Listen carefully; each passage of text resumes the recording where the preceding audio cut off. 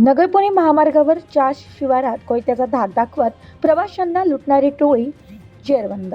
नगर पुणे महामार्गावर शिवारात कोयत्याचा धाक दाखवत कार चालकाला बेदम मारहाण करून जबरी चोरी करणाऱ्या टोळीतील 3 आरोपींना नगर तालुका पोलिसांनी अवघ्या काही तासात जेरबंद केलं असून एक आरोपी अद्याप फरार आहे. पहाटे सुमारे 4:30 वाजता कोथरूड माजलगाव येथील बाळासाहेब काशीनाथ कदम व त्यांचा साथीदार पंकज श्रीराम कदम हे स्विफ्ट कारने पुण्याकडे निघाले होते.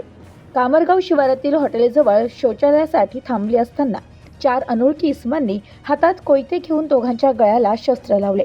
फिर्यादीस लाथाबुक्क्यांनी मारहाण करून त्यांना जबरदस्तीने त्यांच्या गाडीत बसवून नगरकडे नेत असताना स्विफ्ट कारचा लक्झरी वाहनाशी अपघात झाला. या गोंधळाचा फायदा घेत आरोपींनी 18,000 रुपये रोख, 50,000 रुपये ऑनलाईन ट्रान्सफर, सुमारे 47,000 रुपये किमतीचा मोबाईल व इतर साहित्य असा एकूण 1,15,000 रुपयांचा मुद्देमाल लुटलाय.